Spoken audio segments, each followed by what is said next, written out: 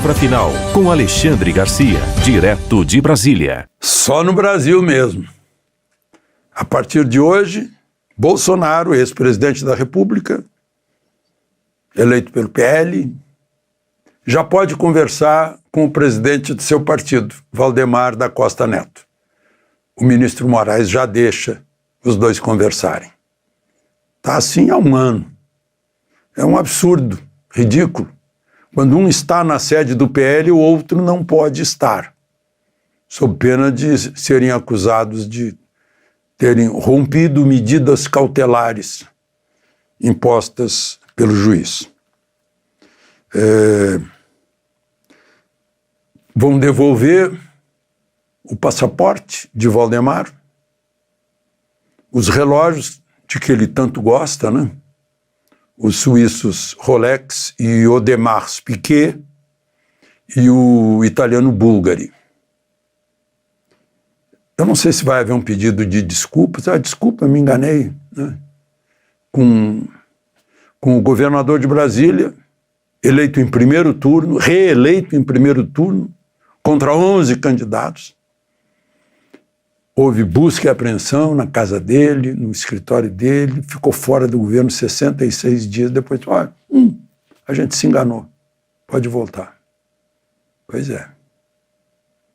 Aliás, está acontecendo parecido com a vice-governadora, Celina Leão, de um processo de propina, de corrupção passiva, no tempo em que ela era deputada na Assembleia Local, 10 anos atrás.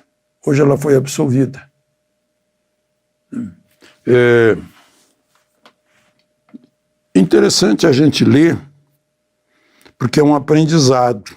A gente lê a decisão do Tribunal de Justiça aqui do Distrito Federal.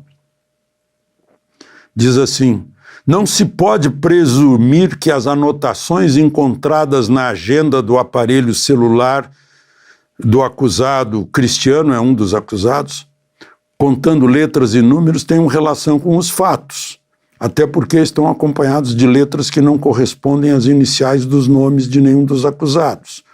O vínculo entre um e outro, que inclusive viajaram juntos para São Paulo, em período contemporâneo aos fatos, seria penalmente relevante a partir da comprovação de conduta típica, o que não ocorreu. Vale ressaltar que a imposição de uma sanção penal só se legitima diante de uma certeza cogente, embasada em conjunto probatório que afaste desconfianças sobre a autoria delitiva. A condenação deve se firmar em prova cabal ou irrefutável, por implicar a restrição ao direito fundamental do cidadão à liberdade, sob pena de ofensa ao princípio da não culpabilidade, porque, havendo dúvida, a absolvição é medida que se impõe com fundamento no princípio indúbio pro réu. Portanto, reconheço o recurso e absolvo a vice-governadora Celina Leão, quando era deputada local. Por coincidência, hoje é aniversário, né? 68 anos de idade, o general Walter Braga Neto. Está preso há 90 dias. Está passando o aniversário dele na prisão, sem condenação. Né? Supostamente porque ele queria saber qual foi o depoimento do Cid. Hoje um grande jornal brasileiro está notando que em fevereiro 47 ações do 8 de janeiro foram analisadas em plenário do Supremo e 16 ações pela primeira turma. Tem que avisar a jornalista que tribunal não analisa. Quem analisa é o laboratório, que analisa urina, fezes, sangue. Tribunal julga. O jornalismo hoje está risível, não? O tribunal não analisa, o tribunal julga. A propósito, já foram condenados por um tribunal que não é o juízo natural, 480 pessoas do 8 de janeiro. E 1.522 ainda vão ser julgados. Vocês notaram, né? A diferença está escrito lá no caput do artigo 5º da Constituição, que é a super cláusula pétrea dos direitos e garantias fundamentais, todos são iguais perante a lei. Parece que as empreiteiras são mais iguais que os manifestantes do 8 de janeiro, não é?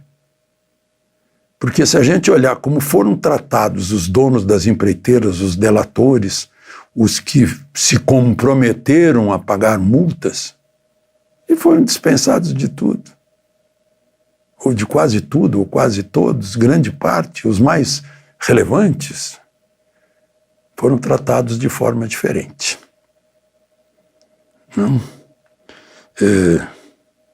Que aqueles que entraram lá depois dos precursores, que abriram as portas do palácio, que entraram com pé de cabra, com instrumentos de trabalho. Né? Aí a gente pensa, né?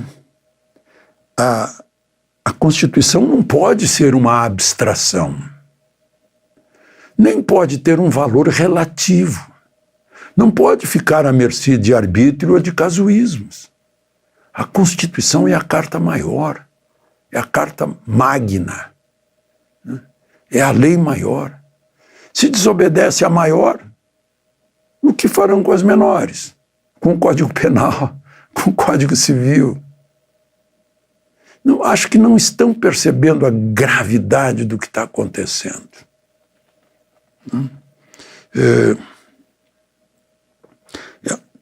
Será que Constituição aqui no Brasil hoje é só um rótulo para dizer que a gente tem uma Constituição cheia de direitos fundamentais, que veda a censura, que garante a liberdade de expressão, que diz que deputados e senadores são invioláveis por quaisquer opiniões? Agora querem tirar o passaporte de Eduardo Bolsonaro por crime de opinião? A Constituição garante quaisquer opiniões. Isso não é relativo, não tem salvo-se, não tem nenhuma conjunção adversativa na frase. Ela se encerra com um ponto final. Constituição locuta causa finita. Não é? Cidadã. Fácil de ler. Bom, Lula foi a Minas Gerais, foi a Betim, um polo metalúrgico e automotivo. Estava lá numa grande montadora que faz muitas marcas. Né? Eu acho que já perderam a noção do ridículo de fotos. Eu vi a foto na agência oficial, com gente, tudo forçado, cartazes que a empresa preparou, bem-vindo Lula, ficaram na dúvida se põe o hífen ou não põe, não puseram o hífen bem-vindo, né? E cartazes vermelhos, e um sorriso disfarçado, e Lula meio sem graça também. Fica forçado, né? E a gente vê que não tem espontaneidade. Aquela coisa de chegar num aeroporto e aparecer todo mundo, e não apenas um ET de Varginha, né? Mas, enfim, ele fez um discurso se dirigindo a Trump, dizendo que não tem medo de cara feia e que fale manso comigo. Mesmo assim, amanhã a data, se não for adiada, é a data da imposição de tarifas de 25%, inclusive no aço e alumínio brasileiros. O Brasil é um grande exportador de aço em placas para os Estados Unidos. Eles usam essas placas depois para... esse é um aço assim, vamos dizer, semi-acabado, né? Que vai para a indústria automobilística americana, inclusive. Bom, e está lá Gleisi, né, ocupando o lugar de negociadora pelo governo. Primeira coisa que ela vai ter que negociar é dentro do PT, não vai ser nem com os votos do Congresso do Centrão, vai ser dentro do PT. O PT está rachado com a disputa da presidência do PT. Lula quer Edinho, né? O presidente interino agora de mandato tampão é Humberto Costa. Né? Mas tem lá facções que estão brigando. Por falar em briga, a Ucrânia aceitou a proposta de Trump de uma trégua. Espera-se agora manifestação de Putin e fazer algo mais, avançar mais, né? Parece que os produtores de material bélico da Europa não estão muito satisfeitos. Eles acham que tem que armar a Europa, que vai ser atacada pela Rússia. É o famoso complexo militar industrial que sempre incentivou guerras no mundo, à custa de sangue, pólvora por sangue, ou sangue por pólvora. De Brasília, Alexandre Garcia.